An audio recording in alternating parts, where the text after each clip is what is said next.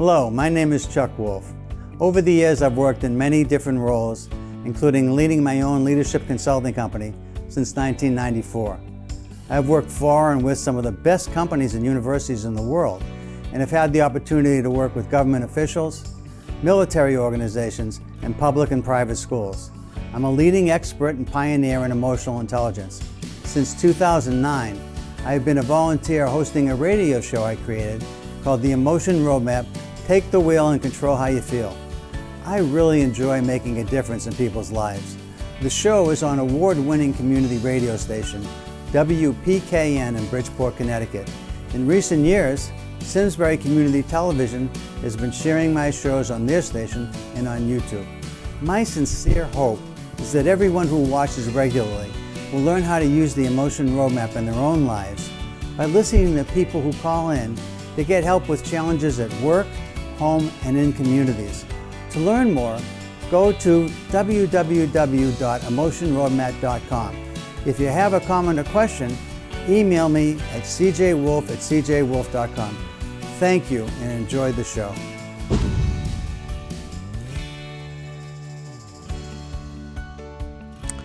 This is Chuck Wolfe, and you're listening to WPKN 89.5 FM, listener-supported radio in Bridgeport, Connecticut. And on this day in March, we are celebrating in Connecticut the championship of the NCAA basketball world for men's basketball.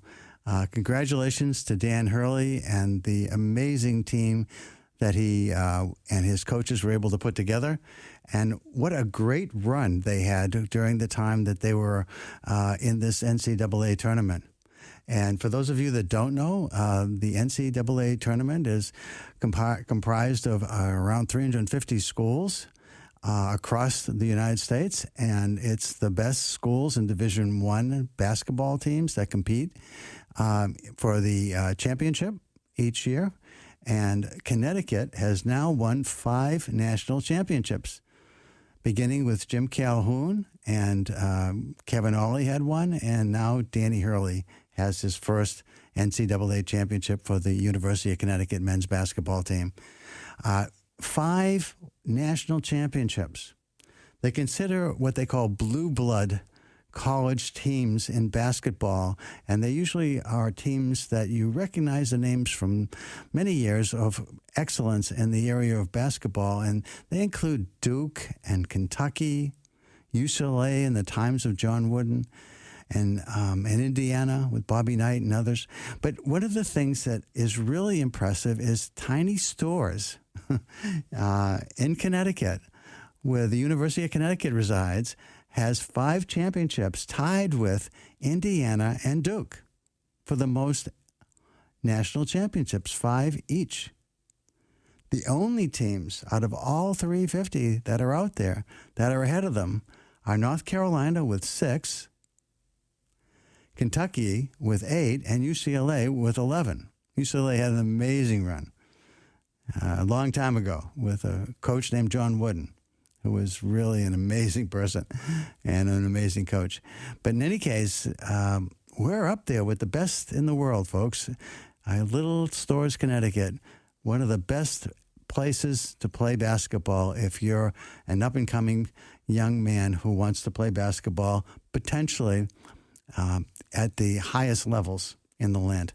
So congratulations again to the University of Connecticut, to Mr. Benedict, the athletic director who brought Danny in. Danny, I saw a quote from Danny a few years ago. He said, I think it was 2019, he said, if you want to beat us, you better come beat us now because you're not going to be able to beat us later. I love that quote. I love that confidence. And I thought this show is called The Emotion Roadmap. Take the wheel and control how you feel. And I thought Danny Hurley is a very intense person in his life. And you can see it on the sidelines. He managed his emotions and his team's emotions in an amazing fashion throughout the entire run. They were fantastic. And the confidence they had in their whole season, they lost 6 games against other Big East teams. Big East is the conference they're in. There's several different conferences that are considered the best basketball conferences out there. And one of the things that they did was they played against some very, very tough teams. Xavier was very tough. Marquette beat the University of Connecticut men's basketball in the Big East tournament in Madison Square Garden this year. Marquette was great. There were others. Creighton was great. And there was a lot of teams that really were excellent. And the teams that Uconn lost to this year were all Big East teams. Every non-conference game they played, every one of them, they won. And they won big. In this tournament, they won by more than 10 points in every game. Where NCAA basketball is known for lots of like nail biters at the very end and last-second baskets that win games. Uconn managed to stay away from any of that major anxiety that comes from watching these games by being dominant, by really being dominant. And I have to say, San Diego State, the last team they beat, probably were their toughest team, but they still won by 17 at the end. An amazing experience. So for those of you that might have missed it, watch some of the YouTube clips if you can. It was such a great run, so much fun to watch. And I'm very proud to be living in the state of Connecticut, being a big fan of the Uconn men's basketball team. And some of you know that my show, again, I'm Chuck Wolfe, and this is the Emotion Roadmap, Take the Wheel and Control How You Feel. My show is video live streamed. Well, not live streamed, sorry. It's videotaped, and it is put on to Simsbury Community Television. Simsbury is the community I live in. And Simsbury, they call themselves Simsbury Media now. And they produce this show after I record it in the studio here at WPKN in Bridgeport. It plays on the station, the local station in Simsbury community. And I also get to see it on YouTube. If you want to watch me, you can go to Simsbury Community Television YouTube channel, and you can find the Emotion Roadmap there and watch some of the shows that you've come to enjoy and listen to, regular listeners. I want to thank everybody who is a regular listener for tuning in. I always appreciate having an audience and people that like to just call and say hello on occasion. And when I'm waiting for phone calls, those of you that don't know how the show works, I'll explain it in a minute. It's a call-in show typically. And I sometimes have listeners who they listen to me and they say, is there anybody out there who want to call? And when I don't have any callers, they'll pick the phone up and just give me a call just to say hi. And I appreciate that too. Anyway, the show is called The Emotion Roadmap, Take the Wheel and Control How You Feel. And I always come in with something that I want to talk about. But I always want to make sure that I leave time for people who might have been waiting for me to come on the air to ask me a question, because they've heard how I deal with questions. I help people by using what I call the Emotion Roadmap to deal with emotionally challenging situations in life. One of the things that I have discovered over the years that I've been working in this field of emotional intelligence, it's been a while now. I started actually in the late 1990s, and I have been working as one of the pioneers in this field. And I've discovered a way to help people deal more successfully with challenging emotional situations, and I call it the Emotion Roadmap. And I'll talk more about that as the day goes along. But in general, what I want to say is that I have found that smart people get stuck often when something emotional is in play. It's an emotion that they're experiencing, or they're worried about creating some emotions.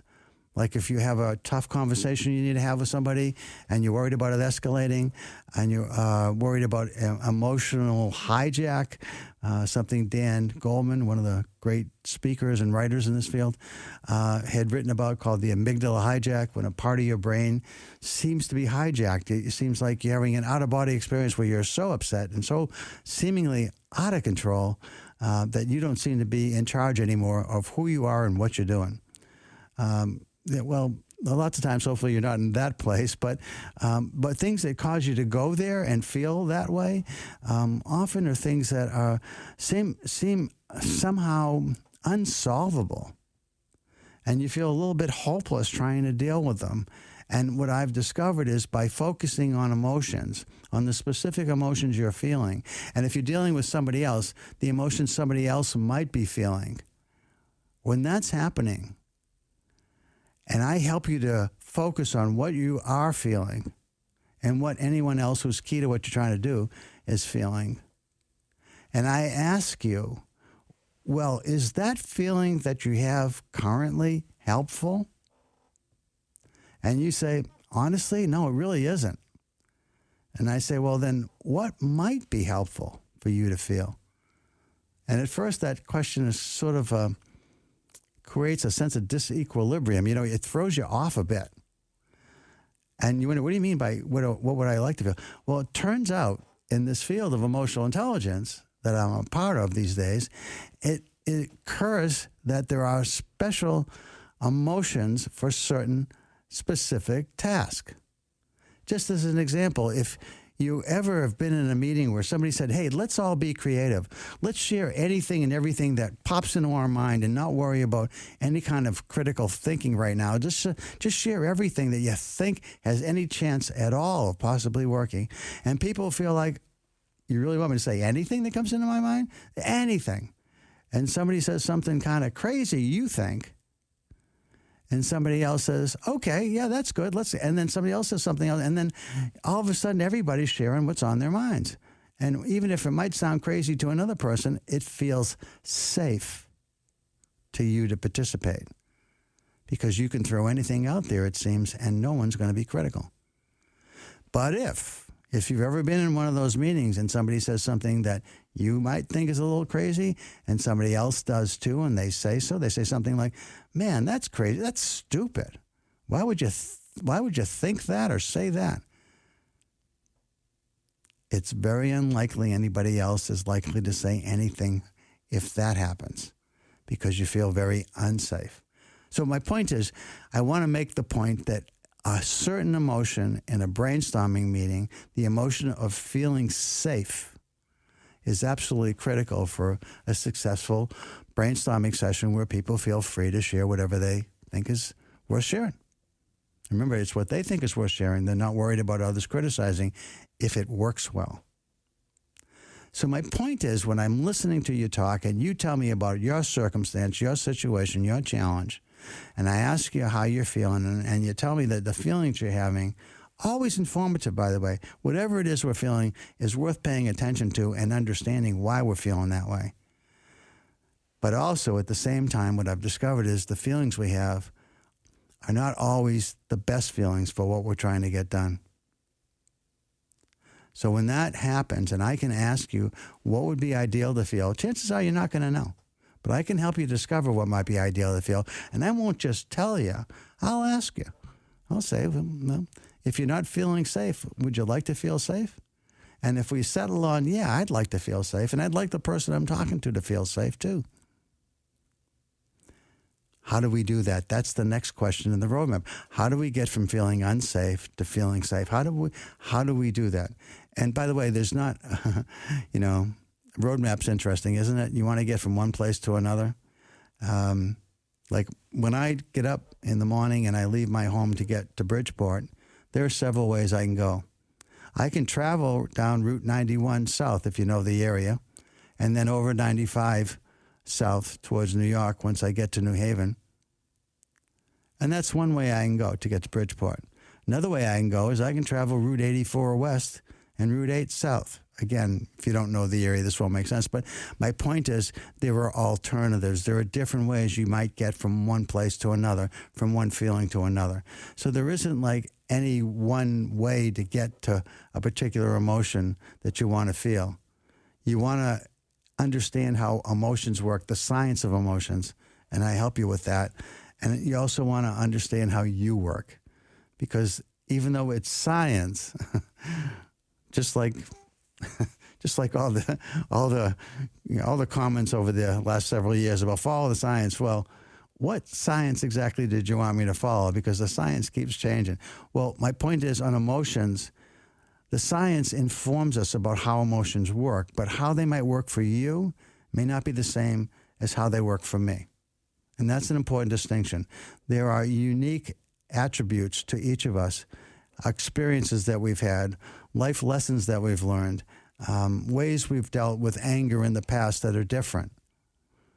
Sadness we've dealt with differently. We've dealt with anxiety differently. You and I aren't the same in how we deal with it. And yet the emotions of sadness and anxiety and anger all follow certain rules. As an example, anger is often the result of an injustice we feel or experience or we see in others. So it might come from the same place. That's the science behind it. But how we deal with it, that's going to be somewhat unique to you and to me and to anybody else because of their life experiences and what they've learned over the years. So I use this emotion roadmap to help people. Now, I want to, again, I have topics I always like to talk about, and I wanted to open with the celebration of the wild emotional journey of watching a team that you think at the very beginning of the year, the Uconn men's basketball team, boy, this team seems like it has the potential to go all the way. They look like they could be a national champion.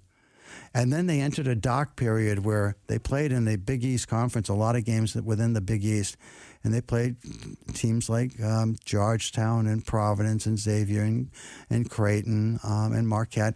And they lost 6 out of those 8 games. And during February when they were playing those games, that was a dark, emotional time for them.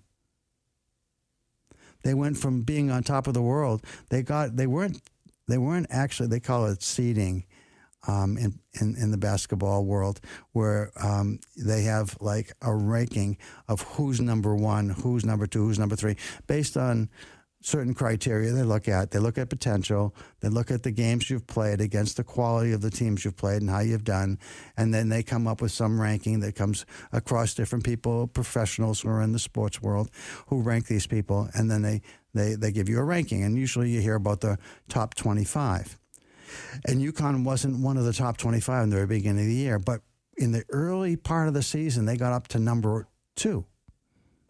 Could have been number 1, I thought, actually. They were playing so good and they were winning so much. But then, after the experience of playing in the Big East and losing 6 out of 8 games, they went to, I think, number 20s, in the 20s. I forget exactly what number they were. But they all of a sudden weren't considered championship material anymore. And then all of a sudden they rebounded and they peaked at the right time. And I thought, again, I've watched Danny Hurley on the sidelines. Don't know the man. Know a little bit of his history, and that's a story unto itself. He's from a basketball family. His brother Bobby was a player on the Duke team that won a couple of national championships. He's a coach now in college. His father was a very famous Hall of Fame coach at St. Anthony's High School, I believe.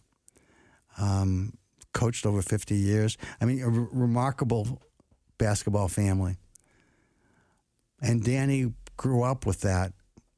Started off as a high school coach, I guess, in his professional career, and then got into college, had success at the level he was at, and then was able to step in and take over the Uconn job several years ago. And this is his first year getting past the first round in the NCAAs. Last couple of years, he had good teams, but they lost in the first rounds. They weren't emotionally ready. But my goodness, were they ready this year? And was Danny ready? And emotionally, what a masterful performance in terms of containing his own emotions. Like he said something along the lines where he felt at some point where he thought his team was being treated unfairly by the refs. He was getting too caught up and too emotionally engaged with the refs about calls he thought were unfair. And he realized at some point, this is not helpful to my team. This is actually hurting my team. And he said, I've got to have better emotional control, better emotional regulation. I've got to be a role model for what I need the students on my team, the basketball players on my team to see me do. They need to see me be in control. They need to be in control. And I've got to engage them in feeling confidence, in believing in themselves. I watched them in the game that they just played to win the championship. And the announcer said, in his huddle, with about 3 minutes plus to go, he looked at his players and he said, no turnovers, and we're national champions. No turnovers in the next few minutes, we're national champions. Calmly, forcefully, and confidently, he communicated emotional control to his kids. And they played loose. And, well, I can't say that they were loose this whole game. I think there were some tight moments when I was saying to myself, my goodness, how did you miss that shot? But their defense was magnificent, and their offense was good enough. It really was good enough, and they just were fantastic. And, you can see it at the ends of games. When a team's feeling confident, their shots go in. They make their foul shots. When teams are tight and they're uncertain and they are afraid to lose, their shots usually hit the front of the rim, the back of the rim. They don't have that same confidence that allows for what they've practiced so many hours in so many gyms over the years to just flow. They call when you're really in a certain level of being able to play the game as best you can. They call it flow sometimes. And that's what I saw over the course of all these games that Uconn played. They were in sort of a flow, a rhythm, a confidence, a looseness, and a belief in themselves. And it was so beautiful to see. Okay. So you can tell that I'm kind of excited about this, I guess. I'm very passionate about this. I'm looking forward to the parade. There's a parade. It starts at the Capitol at 11:30 on Saturday morning this coming weekend. Maybe you can get to see them. Listen to the kids talk about it. Listen to Danny Hurley talk about it. There'll be some speeches at the very beginning of it, and then there'll be a parade right around the Capitol grounds and into the heart of the city a bit. Hope you can make that. Come out and cheer for this team. We don't have professional teams in this state. We did at one time. We had the Hartford Whalers, but and we have some really good teams in this. But the Uconn men's basketball team it feels to me like it's Connecticut's team. Now, of course, if you're at some of the other schools in Connecticut that play against them, you may not feel they're Connecticut's team by themselves, but a lot of us feel like Uconn is a Connecticut team, a state team. It's our state university. Our kids are out there competing, and they won the national championship, folks.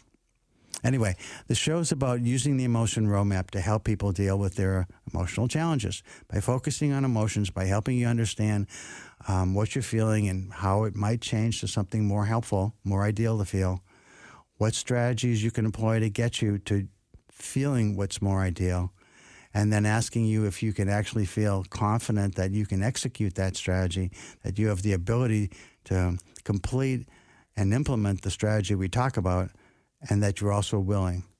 And if you're able to do that, life gets better. You feel hopeful. You have an emotional plan. So let's see if anybody wants to call, because I'm on the air twice a month, Wednesdays from 12 to 1 p.m., 12 noon to 1 p.m. Eastern, and I'm on at WPKN.org in case people are out of the listening area. You'd like them to listen to me. WPKN.org. You can also download the WPKN app. So there's different ways to listen to us, and you can listen to me afterwards on podcast. I don't put all my shows on podcast, but I put many of them on SoundCloud, and it goes to iTunes, on Stitcher, and also I put some of the ones I like the best on PRX, Public Radio Exchange. And you can go to PRX and look up Emotion Roadmap and find close to 100 shows I put up over the 14 years I've been doing this. So, folks, let me give you the phone number to call in case you'd like to call up. If you want to call up and share your excitement about the Huskies, that's great. 203-336-9756. If you want to call up because you've got something you'd like me to help you with, and it's something that, why would people call? If you're a new listener, welcome to the show.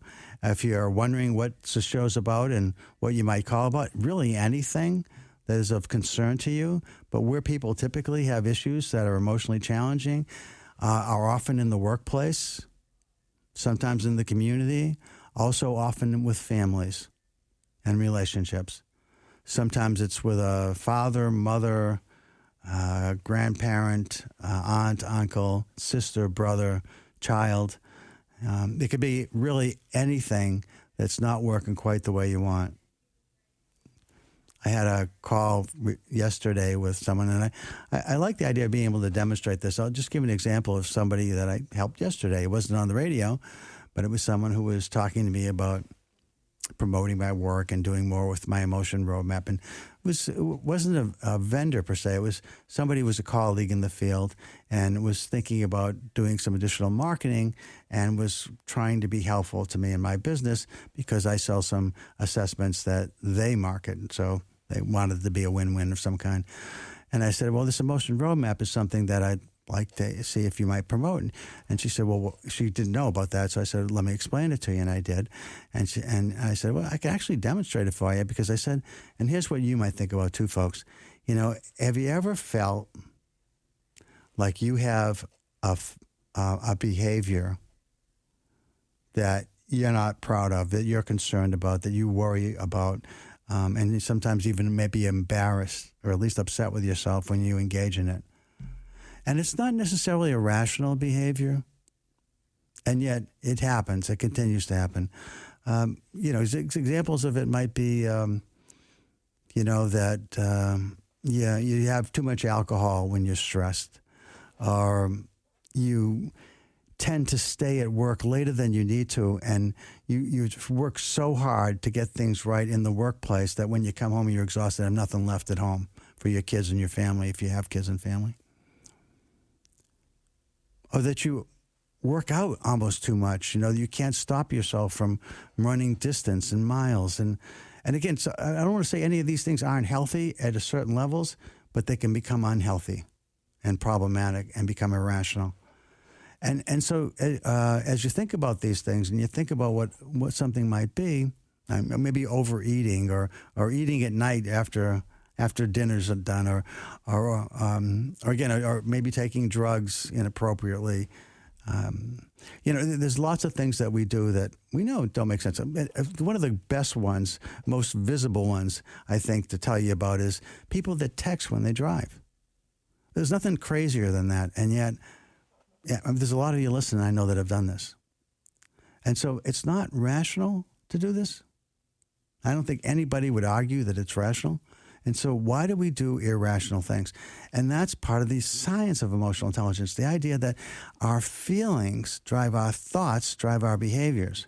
And if we really want sustainable behavior change, we've got to understand, what are the feelings causing irrational behaviors? What feelings are driving our self-talk and our behavior? What drives us to do things that make little sense or no sense?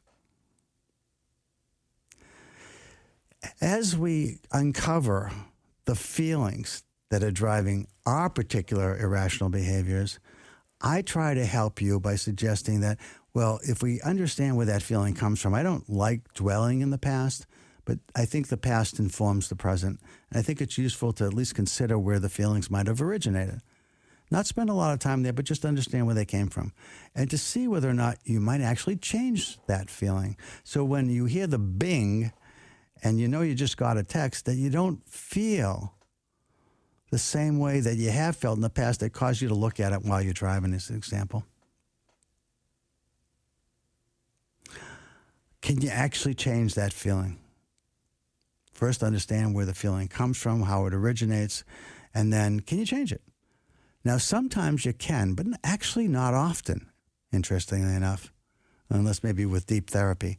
And I think if deep therapy is something you need and you want, that's great. But I think for most of us, deep therapy is kind of like a rabbit hole that we can jump down and spend years in and not necessarily get better, although we might. But sometimes it's necessary. I don't want to discount it. But I think for most of us, when we see a behavior we want to change, we want to understand the origin of the feeling. If we can change it, great. But if we can't, we can always change the narrative that comes from that feeling. So what's the narrative like when you have a feeling that bing, your text on your phone goes off and you know you can look at it if you choose to look at it and you want to look at it, because you never can tell, right? It might be something really important. It might be an emergency. And the probabilities of it being an emergency are pretty low, though. Don't you really think when you're rational and you're trying to just be, calm and think about it, probably not an emergency. You probably can wait till you get to wherever you're going and you can look at it then. So the idea of it having to be an emergency that you have to look at is a little silly at some level, unless, of course, you got somebody in the hospital or something. I mean, there's times when certainly it makes sense that something might be an emergency. But for most of us, most of the time, probably 95 to 99% of the time, it's something that can wait. And it should wait. And we put ourselves in danger if we look at it at that point. And we put others in danger at the same time, right? When you're driving, especially. So my point to you is that sometimes you can change the narrative. You can just remind yourself, this probably isn't an emergency. I really don't need to see this. It's dangerous if I look at this. It's actually crazy. And it's not, and it's selfish because I'm looking at it because I have a need. But it's selfish. I've got my first call. Let's see. Hi, this is Chuck. You're on the air. Who am I talking to, please? Oh, hi, Chuck. This is Peter calling, and I like your show a lot, and I listen to it whenever I can from time to time. And I had it on about 15 minutes ago when you were talking about Uconn, and I share a lot of the same feelings that you do. And one thing I could add is that I didn't realize until late, because I didn't follow them that closely, but I didn't realize how important Andre Jackson was to the team. He's like a coach himself, so that was interesting to learn, and I'm just thrilled to death that they won, and like you. Thanks, Peter. You know what's interesting about Andre Jackson? I'll just stop you for a second and just say this. He had a period of time where they were challenging him to shoot because he's not much of a shooter from outside. He's a great shooter on a floater when he gets inside or going to the basket. He dunks. He's incredibly athletic. But I think this is one of those brilliant moments where Hurley pulled him aside and said, you give so much more to this team because of your athleticism, your unique ability to pass. I mean, his passes inside to Adama Sanogo were just, they were just fantastic. But he really, I thought for a period, had lost his confidence, and I thought Danny brought him back. And again, he played amazingly, and he was a key factor in all of this. But anyway, I'm very excited about it, obviously, too. Yeah. Yeah.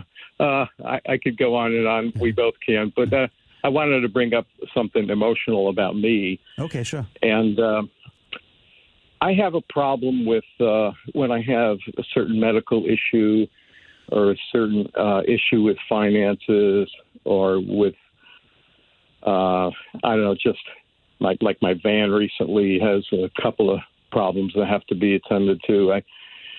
Sometimes I get anxious and worried about these things because I like to resolve things sooner rather than later. And if there are things that I can't resolve right away, it wears on me. But, I'm in my mid-70s now, and I've learned, I've got a baggage of tricks and things like that I've learned over the decades that is helpful for me. But I try to do everything I can to try to resolve it. And then I say to myself, hey, I did everything I can at this particular moment. And there's nothing more I can do for that at this moment. And that usually works. But sometimes the issues are more stubborn and they linger and linger until I can finally completely resolve it, I do. Are you asking for some additional tricks or tips or something along those lines? Or what's your question, Peter? Yeah. It's sometimes the worry gets the best of me. It's almost like I have a little bit of OCD and I can't stop thinking about that thing. But like I said, it's if I do everything I can at that moment, then I don't worry as much, You got a question in there? Any other tips about excess worry and, trying to resolve and get through stuff? I have this I can say to you, and it's actually, by the way, I deal with some of the same things that you're talking about myself. And one of the things that I think you're already doing, and maybe you could do maybe a little better, is what's the narrative that you're saying to yourself when these things show up? And I think basically you've dealt with this a long time, Peter. So I think you got that covered pretty well, because it seems like you, as you said, you've learned over the years there's a number of things that you do, and every once in a while they don't work. That's what you said, I think, right? Yeah. Okay. So the one of the things that you might want to work on that might get a little better is, what is the narrative that seems to work best for you? In other words, if you can track over time when you have had success, because most of the time if we have success with it, we put it off and we're okay, and even though you got the bad thing happening and you know that every once in a while it triggers for you that, hey, I haven't fixed that yet, and it starts to make you worry more, which is what you described to me. Yeah, but I'm okay with that because I know I've got a plan for when I'm going to get it fixed. It's in my diary, it's in my calendar. This is when I'm going to be able to make a call. This is what's likely to happen, and I'll know more on Monday or Tuesday, and I'm okay with that, and that shuts it off. And sometimes that'll work for you. But what I was going to say is, when it does work, you usually don't think about it anymore, right? Right. But when it doesn't work, then that's when you dwell on it. It's good that you point that out, because you have to kind of repeat that narrative in your head and say, look, I've done everything I can. I've got an appointment next week, and try to think a bit positive too. And the doctor is going to suggest this and that, and maybe some physical therapy, and things will improve. I think that's part of the narrative, is that, I'm going to get through this and things are going to improve in these areas, So that's something I haven't done as much, complete the narrative with a sort of happy ending, Well, so that's partly what you could do. Is what I was, and you've sort of crafted already what you might do a little differently that might make it better. And that's one of the things I was going to say, is a lot of times what I find is people have a narrative that sort of works and then they just stop. But one of the things that, if you want to get better at it, is you actually think afterwards, what worked just then? And you try and capture that. And you try to remember that for the next time when you're stuck and it's not working. Hey, wait a minute. What did I do the other day when it was working? And see if that adds to the narrative and makes it a little stronger. That's one thing you can do. Yeah, that's good. I'll keep that in mind. And thank you, Chuck. I'm going to say so long for now, because there might be. Hold on 1 second, because I want to give you something else. I think that actually might even be as helpful for me, maybe even more helpful. And that is to be forgiving for yourself when there are days when your anxieties just get the better of you, and we're not perfect, and it isn't going to be perfect, and you're not going to get this right every time. Right. Yeah, that's an important aspect as well. So, be kind. Just be a little easier on yourself, because I listen. I get this one in particular because I have it myself to a degree, and when I do have it, and it starts to keeps coming back, I remind myself, look, I'm not going to be perfect at this. Sometimes I'm going to fall off the wagon and do something I know doesn't make sense and is irrational, but most of the time, and less times, am I going to have that happen. And I keep working at being the best version of myself. And most days I'm there, and every once in a while, it's not the best version of me. And that happens to all of us. And I think the idea of being just good enough is important to hold on to, and you don't have to be perfect. I hope that's helpful. Yeah, that is. Yeah, and to be kind to yourself, and cut yourself some slack too, and not be too critical of yourself. Yeah, I get it. Okay, Chuck, thank you very much. You betcha. Good to listen to you, and keep up the good work. Thanks a lot, Peter. You have a great day. Okay, you Bye-bye. too. Thank you. Bye. Well, that's how it works, folks. So if you have a call that you'd like to make, 203-336-9756. I'll give somebody a minute if they'd like to also call, 203-336-9756.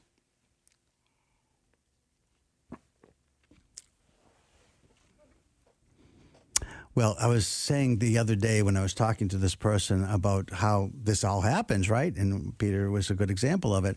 I had somebody else on the phone with me yesterday that was talking to me, and I was saying about how certain things trigger behaviors that we engage in. Peter just described in his case, certain things that aren't done, that need to get done, create a level of anxiety. And that level of anxiety can cause other concerns and other problems. And so learning to manage that's really important. Sometimes you get better at it as you go along. But my point I want to make is that when you start to feel that way, you start to think about, well, where are my triggers? What are the things that seem to trigger me? Where I'm unhappy with how I behave in certain times. And I was saying that that's how I used the roadmap. And this person said, geez, yeah, when you say that, I'm thinking of some things myself. I said, oh, okay. You want to tell me about it? And maybe I'll show you right now how it works. And she said, okay. And she has 2 daughters, she told me, and they fight sometimes, and they fight like crazy. And she starts to yell and get so angry with them. And so we're talking about it, and we're talking about how they're feeling and how she's feeling. And I said, it doesn't work, right? I mean, you're telling me this because you're not happy with how you're reacting to this. And so we talk about, well, okay, so what do we think triggers what happens to them? And she told me a little bit about what happens to them. And I said, and what is it about your reaction, do you think? Where does that come from in you? Why get so upset when you see your girls fighting? It's not unusual for sisters or brothers or a sister and a brother to fight, right? We all have seen that. We probably all did that, those of us who had siblings. I used to beat my brother up all the time until he was at least as big as me. So I think everybody kind of does some of this. And so the question becomes, how do you react? What's the best version of you in this scenario? That's what I asked her about, right? And as we began to talk about that, she said she thought about some of her own experiences, some of the things that happened when she was growing up. And by the time we were through, she began to think, I want to be more calm when this happens. I want to be able to pull them aside and talk to them about, hey, is this how you wanted your sister to feel? How are you feeling? Is this helping you with your feelings? How about you? How about the other sister? Are you doing things that you feel good about? Do you feel like what you just did is how you, and what happened and how you made your sister feel? How do you think you made her feel? Is that how you want her to feel? And when you start asking questions like that, everybody's all of a sudden calms down a bit, right? Everybody's kind of looking at each other and saying, what was I doing here? Why did I get so nuts about this? And everything's different. I mean, again, just like I said to Peter, you're never going to get this right every time. Some things are just going to escalate and you're back yelling again. I mean, that's going to happen.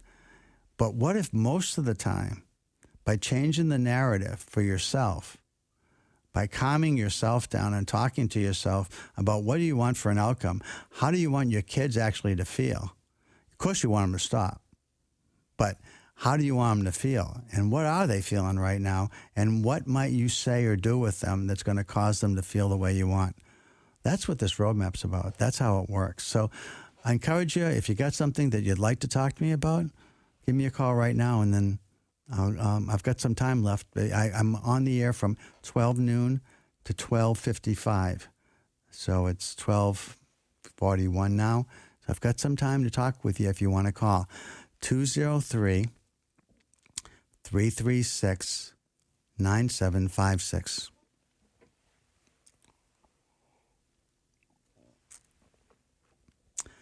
Also, if you wanted to call about the Uconn basketball team, as you can see today, I'm very happy to talk about that as well. Okay, 203-336-9756. Feel free to interrupt me. I'm happy to talk with you. I really enjoy it when people call. But right now, no one's calling, so I do want to tell you about something else that I'm doing that I'm really excited about, actually. I've been talking to people about this, about an idea that I had that pulls together some really interesting things that I've experienced over my lifetime and had a chance to be a part of and to learn that I think are worth sharing with others. And I found a way to combine some of those things in ways that are really interesting. And this is what I mean. A number of years ago, a long time ago, I worked at Harvard Business School. And in working at Harvard Business School, I worked for a man that I fell in love with this man. This was like one of the greatest thinkers and feelers, people that really cared about other people, and probably the most brilliant man that I ever met. His name was Tony Athos, Anthony G. Athos, Professor Anthony G. Athos at Harvard Business School. If you Google it, you'll find that he was on the cover of Time magazine way back when as one of the world's greatest college professors. When I went to work for him, he hired me to be his research associate in organization behavior and the advanced program for management development at Harvard Business School. And that's a program where people come for, it's changed over the years, but for at least 6 to 9 months, where they actually live in dorms. They are away from their families. They go back periodically on weekends, on occasion, but they're really away for a long time, where they are embedded in the Harvard Business School community with other business people from all over the world. And you can imagine that the people that get sent there, first, of course, it's very expensive. And they're people from, the top companies in the world, the top countries, sometimes governments. Actually, when I was there, China was sending a lot of people there. Oh, I got a call. Just a second. Hi, this is Chuck. You're on the air. Who am I talking to, please? Hey, Chuck. You're talking to Ruby. Hi, Ruby. So I've never heard your show before, and I was listening to you. And I've done years of deep therapy. Okay. And the issue that I'm having some concerns with is the state of my marriage with my husband, wherein we've been together for 15 years, and I have definitely take full responsibility for not speaking up to him sooner. But there have been a lot of transgressions, and I'm having a lot of issues trusting him and struggling with forgiveness, because I feel like I trusted him at the beginning and there were no issues. And when we got married, it's a second marriage for both of us, I said to him, we have to treat this relationship very tenderly, because it's like a newborn baby. And he didn't listen to me. And there were a lot of serious transgressions. And I'm still making the decision to try to figure out how to stay married to him. But I'm having a really hard time trusting him and forgiving him. And forgiving myself for not taking better care of myself in the marriage. So, Ruby, I just listening to you, and you said you're still in therapy currently? No. I have done in the past therapy, deep therapy. And I agree with what you said to Peter about the rabbit hole. Okay. Well, sometimes it's very helpful, but a lot of times you're down and you're exploring caverns, deep caverns in your mind that are places that are hard to get access to and hard to understand when you go back and you revisit some of these things. And your memories, of course, colored by your thoughts and feelings at those times. And so it sometimes the payoff can be amazing. But I just want to. I always find that if I can help people by understanding where they've been and what's caused them to feel the way they feel, then it's helpful to think about, so how do we craft today and tomorrow and the days going forward in terms of having life be better for you? That's the way I think about it. Okay. Makes sense? I hear that. I understand that. It does. Okay, so you're struggling with issues of trust and forgiveness. And forgiveness. So apparently trust and forgiveness. So that says to me that there's been things that need to be forgiven if you're going to stay together. Is that right? Correct. Yeah. And so then you've so far made the decision that you do want to stay together. So there's something that is causing you to not want to leave despite the transgression somehow, right? 15 years of invested time. Correct. Okay. So I always think about I always think about, okay, so I've got an investment here in this person, and I want to make this work, and I want to know that if I'm going to invest more time here, it's not just, how some investments are just like throwing bad money after money that's already gone. Correct. And so what your choice is then is this one of those situations where, why would I think tomorrow is going to be different than yesterday was? Why would I think that? What's going to make me believe that this is really going to be different? Why do I think it's going to be any different at all? And if I'm honest with myself and I accept the fact that this person for a while is going to be good because they want at some level it to work, I'm just speculating here, but at some point they're going to transgress again, and I'm going to be in the same place 6 months from now as I am today. Is that the fear that you have?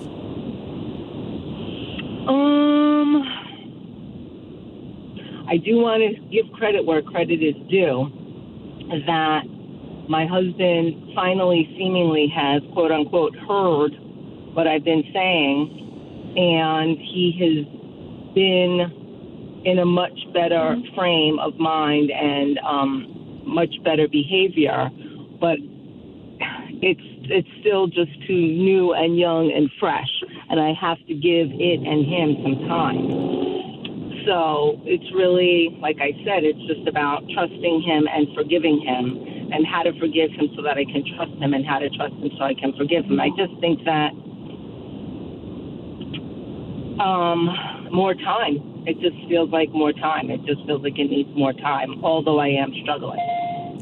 So here's, I guess, as you say that, you've sort of set some criteria up. You said more time. And I always think when somebody says more time, it's useful to think about how much time. What is the boundary that I want to set for myself so that, so that when I look back in 6 months, 9 months, a year, is it really what I had hoped for?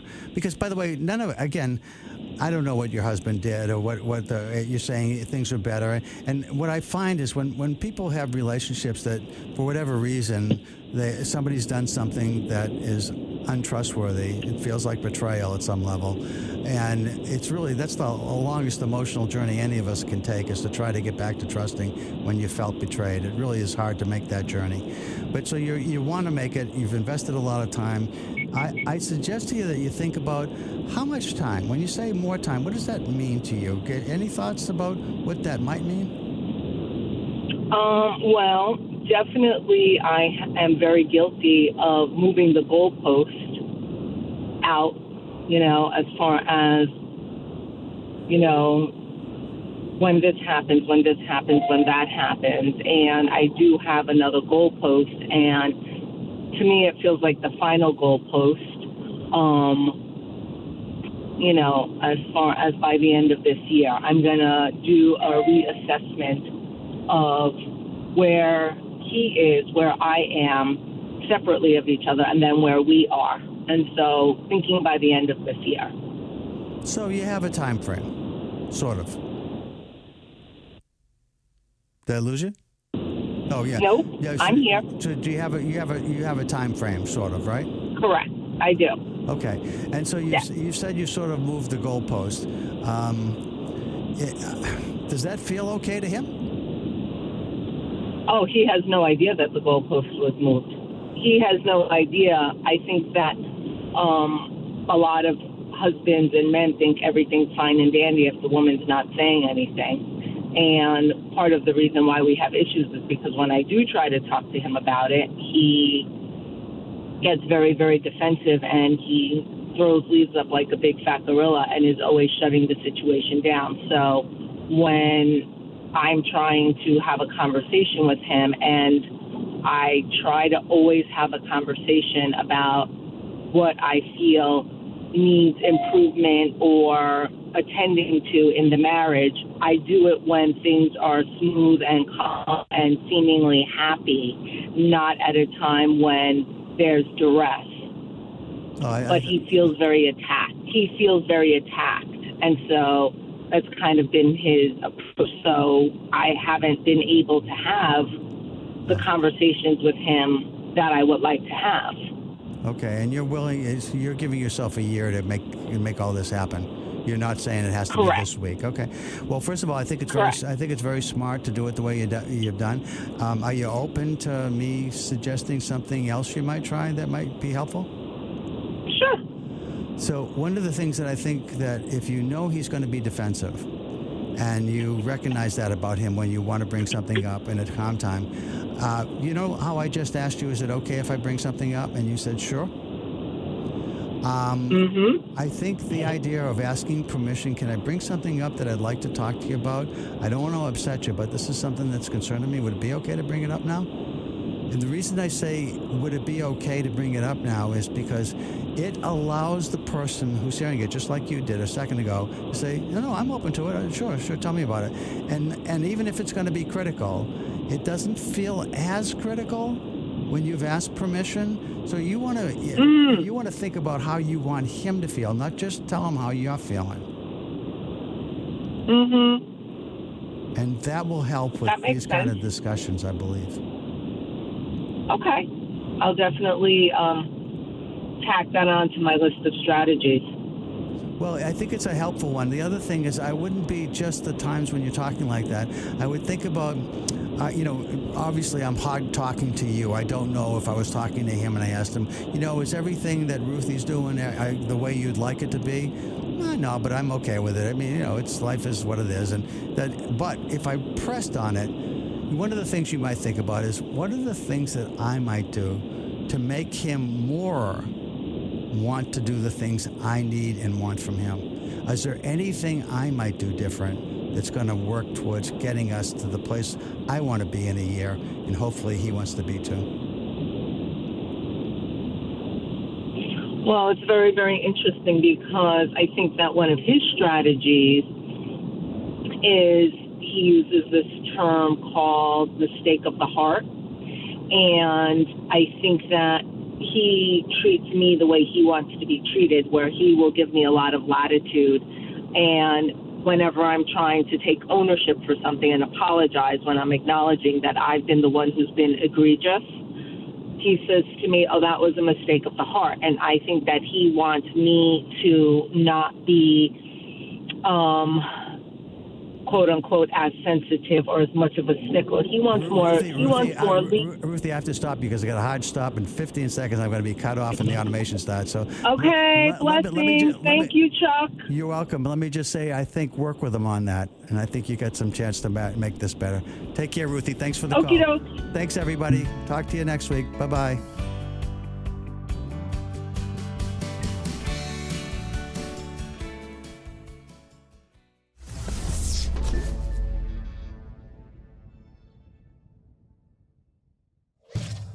Funding for Simsbury Community Television is provided in part by contributions from viewers like you.